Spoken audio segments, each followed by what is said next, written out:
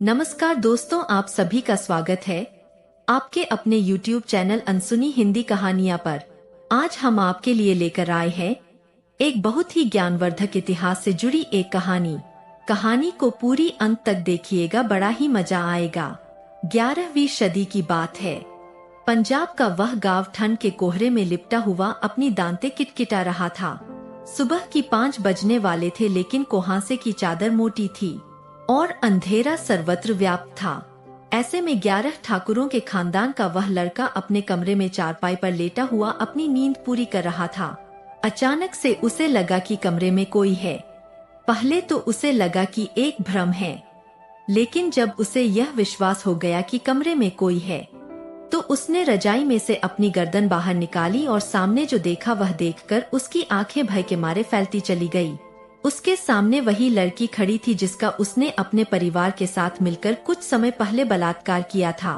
वह लड़की मुस्कुरा रही थी। उसके शरीर पर पूरे जेवर थे। वह सुंदरता की प्रतिमूर्ति लग रही थी, लेकिन उसमें कुछ ऐसा था जो उस लड़के के मन में सिहरन पैदा कर रहा था। डर की एक लहर उसके रीढ़ की हड्डी में बैठती जा रही थी। अचानक से वह लड़का रजाई से बाहर निकला और अपने कपड़े खोलने लगा। कपड़े खोलते खोलते वह पूरे तौर पर नंगा हो गया और नंगा होने के साथ ही बहुत तेज चिल्लाया, मुझे क्षमा करो, मुझे क्षमा कर। और ऐसा कहकर वह गांव की गलियों में सरपट दौड़ पड़ा। पंजाब का वह गांव कृषि प्रधान था। भले ही वह सर्दी की सुबह थी, लेकिन लोग अपने घरों में जग गए थे या जग रहे थे। जैसे ही उस लड़के की आवाज गलियों में गूंजने लगी तो लोग अपने अपने घरों से बाहर निकल आए। वह लड़का बेतहाशा दौड़ता चला जा रहा था। दौड़ते दौड़ते हुए गांव के बाहर मैदान में पहुंचा। लोगों की भीड़ उसके पीछे वहां पहुंच गई। किसी को कुछ भी समझ में नहीं आ रहा था। उस लड़के को वह लड़की तो दिखाई दे रही थी, लेकिन पूरे गांव को वहां कोई और दिखाई नहीं दे रहा था। लड़का मैदान में जाकर रुक गया। उसका पूरा शरीर पसीने से लथपथ था, जबकि ठंड इतनी अधिक थी कि लोगों के दांत तक किटकिटा रहे थे। लड़का बार बार एक ही बात कहता, मुझे क्षमा करो, मुझे क्षमा कर, मैंने जो गलती की है मुझे माफ करो। अचानक से लड़की की आवाज बंद हो गई। वह शांत खड़ा हो गया और फिर गांव वालों के देखते ही देखते वह लड़का हवा में 4 फीट ऊपर उठा और उसकी गर्दन इस तरह से ऐंठ गई जैसे कोई बच्चा खिलौना ऐंठ देता है। धड़ाम से गिरा और उसके प्राण पंखेरु उड़ गए। वहां जुटे हुए गांव वालों के मन में डर की एक लहर कौंध गई। वे सभी अपने अपने घरों की तरफ तेज कदमों से लौटने लगे। उन सभी के मुंह में एक फुसफुसाहट थी और उस फुसफुसाहट में बार बार एक ही नाम उभरकर सामने आ रहा था, लोना चमारी का। तो मित्रों, कौन थी यह लोना चमारी और क्या है उसकी पूरी कहानी? तो आइए इस वीडियो में हम जानने का प्रयास करते हैं। तंत्र मंत्र की दुनिया में लोना चमारी एक जाना माना नाम है। इनके नाम से बहुत सारे सबर मंत्रों की सिद्धि की जाती है और ऐसा माना जाता है कि यह सभी मंत्र अचूक फल देने वाले होते हैं। अब हम बात करते हैं लोना चमारी के जीवन वृत्त के बारे में। लोना चमारी पंजाब के अमृतसर प्रांत के रहने वाली थी और वह कामरूप कामाख्या में जाकर यानी कि असम में जाकर अपनी सिद्धि प्राप्त करती है और एक विख्यात योगिनी बनती है। तो आखिर एक पंजाब की लड़की असम किस तरह से पहुंची, और वह भी 11वीं सदी में? इसकी पूरी कहानी बड़ी ही रोमांचकारी है। 11वीं सदी में पंजाब के अमृतसर के आसपास एक छोटा सा गांव था जिसका नाम था चमरी। उस चमरी गांव में एक चमार जाति का परिवार रहा करता था। अब आपको इतना तो पता ही है कि उस समय इस जाति के साथ अन्य लोगों का व्यवहार कैसा था। खासकर तथा कथित बड़ी कहे जाने वाली जातियों के लोगों का उनके प्रति द्वेषपूर्ण और कपटपूर्ण व्यवहार तो होता ही था। यह तो आप मानेंगे ही। उस समय उनके परिवार की भी यही दशा थी। उनके परिवार में एक बड़ी ही सुंदर लड़की थी जिसका नाम था लोना। लोना इतनी सुंदर थी कि कहा जाता है कि उसकी इसी सुंदरता के चलत लोना लावण्या का प्रतिरूप बन गई। यानी कि लोग अब किसी सुंदरी को लोना के नाम से ही जानने लगे हैं। लोना बड़ी सुंदर थी, लेकिन गरीब घर में सुंदरता वरदान नहीं अभिशाप होती है। लोना के लिए अपनी सुंदरता अभिशाप ही बन गई थी। जैसे जैसे वह बड़ी होती जा रही थी, गांव के लोगों की नजरें उस पर गलत रूप से पड़ने लगी थी। उस लोना के 2 भाई भी थे, जिनका नाम था इलय और गेंदा। यह दोनों भाई अपनी बहन के प्रति गांव वालों की बिगड़ी नजर को लेकर बड़े ही चिंतित रहा करते थे। उन्होंने इसीलिए अभी लोना पूर्ण रूप से युवा भी नहीं हुई थी कि उसका विवाह कर दिया गया। लेकिन लोना का विवाह सफल नहीं रहा। किसी कारणवश वह अपने पति से झगड़ा करके वापस अपने गांव आ गई।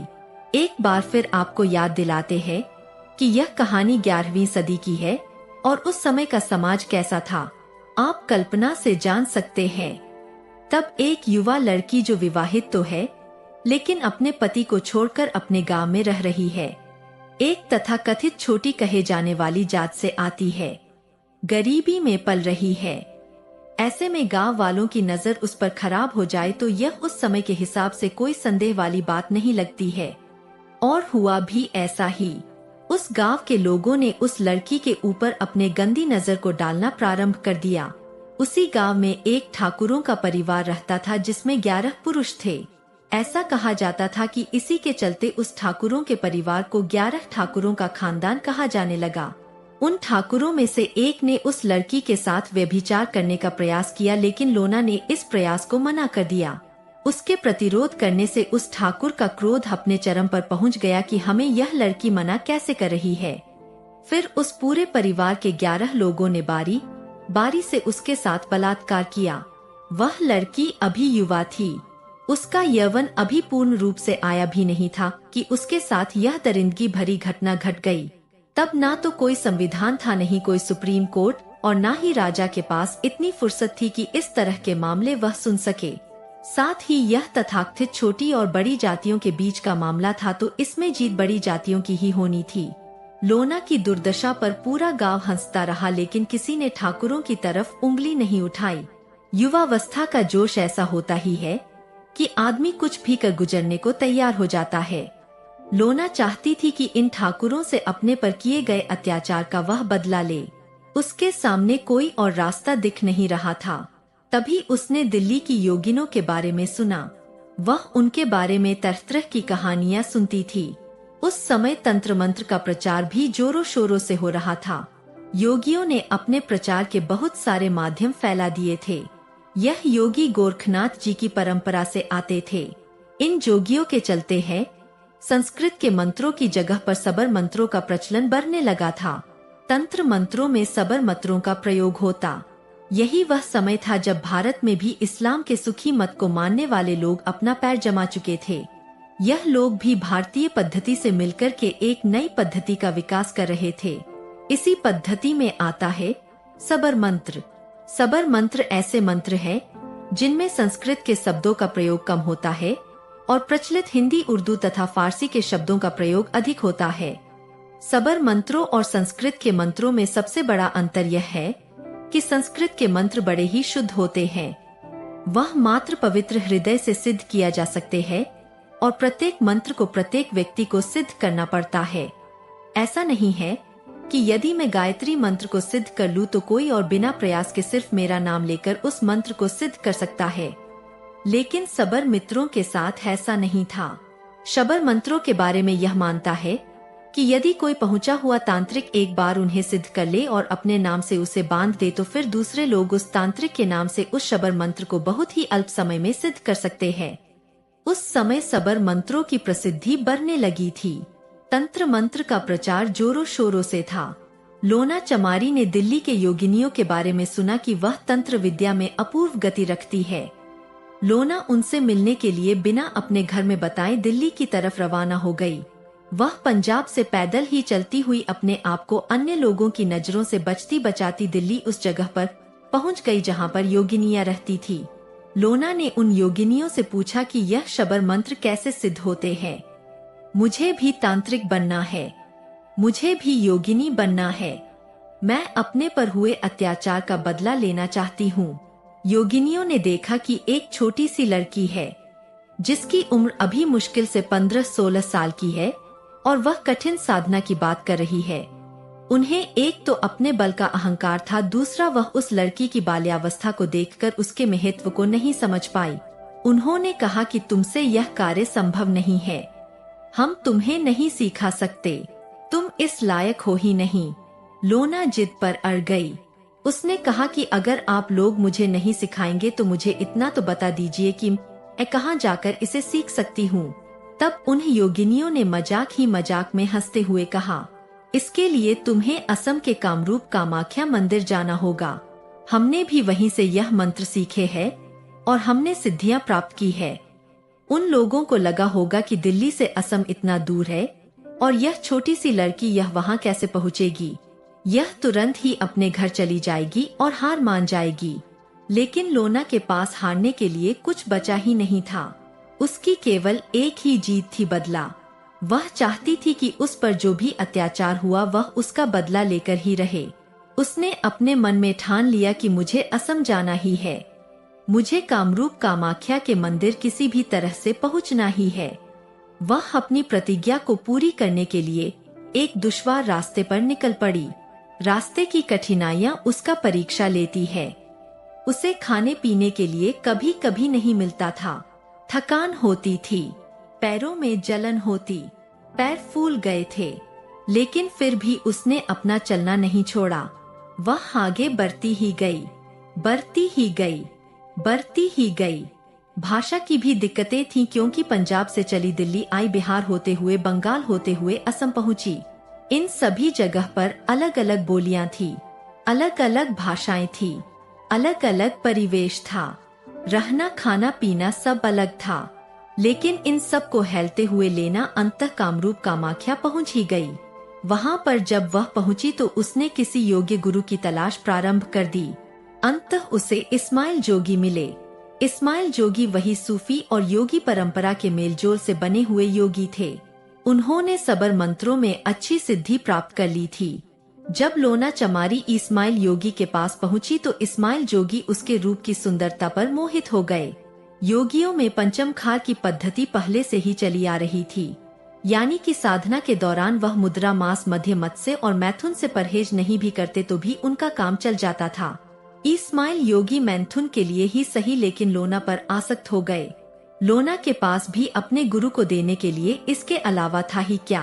कहते हैं कि लोना ने इस्माइल जोगी के साथ रहते हुए अपनी तंत्र साधना प्रारंभ कर दी। जहां इस्माइल योगी बड़े ही तांत्रिक थे, सिद्ध थे, लेकिन उनके पास कोई ऐसा मोटिव नहीं था जिससे कि वह तंत्र साधना में उसे गति को प्राप्त कर सके, जिस गति को लोना चमारी ने प्राप्त कर ली। गुरु गुड़ ही रह गया, चेला चीनी हो गया। लोना चमारी अपने गुरु से भी अधिक तांत्रिक सिद्ध हो गई और फिर वह गई पंजाब, लेकिन इस बार अपने सूक्ष्म शरीर से नहीं, ना कि अपने उसे शरीर से जिसका की भोग उन लोगों ने किया था। फिर वही हुआ जो हमने वीडियो के शुरू में बताया। उन्होंने एक एक करके उन 11 ठाकुरों को पूरी तरह से निस्तिनाबूद कर दिया, समाप्त कर दिया। उस कुल में कोई दीपक जलाने वाला भी नहीं बचा। लोना चमारी ने 11 ठाकुरों के खानदान को पूरी तरह बर्बाद कर दिया। जब उनके कुल में कोई दीपक जलाने वाला भी नहीं बचा तो लोना चमारी का प्रतिशोध पूर्ण हो गया। फिर उनके पास और करने के लिए क्या था।